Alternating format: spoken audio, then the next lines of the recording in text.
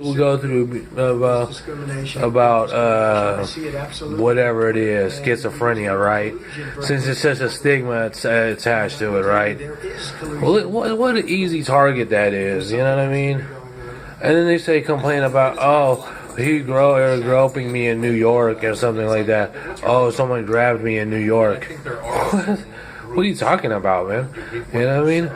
So in turn, you say, oh, well, is this stigma, not a stigma, but what is that thing? A stigma attached to be like, oh yeah, we can talk about it, but can't talk, make it an easy target or something like that.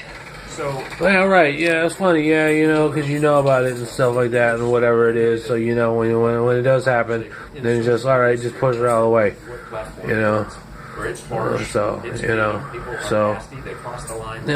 they say, so it gives people the green light. They say, this absolves us from any guilt because, what are we supposed to do?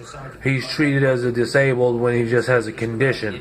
That's the difference of the terminology you get wrong.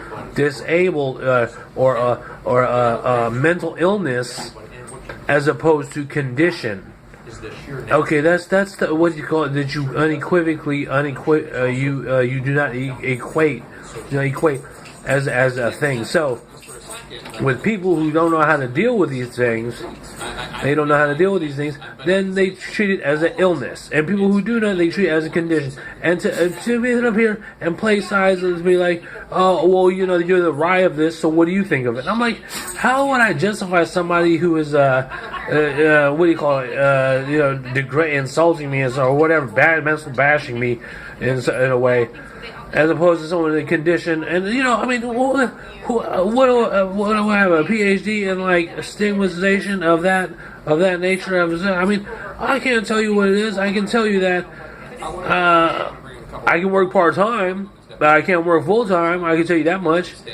Because and I've tried to, and it seems that people, even though when I succeeded at working full-time, they still made it a point to take me off of it. So it is a condition in a sense, because people can't accept the fact that, look, so it's either professional jealousy, and then it just falls along the line of some type of mental bashing or whatever it is.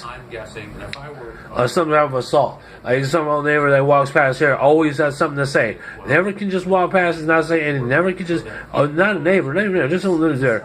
And just can't just not say nothing. You know what I'm saying? Always has to just be like Tourette's about the whole thing. You know what I mean? And so I don't really, so Department of Justice says, okay, well, can you handle 12 hours a week? Yeah, I can, because there's no other means to get by.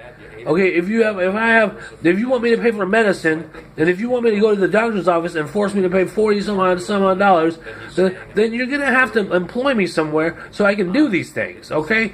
Because insurance isn't free, and all this other stuff is not free. Calls himself the conductor of the Trump train in the very different campaign.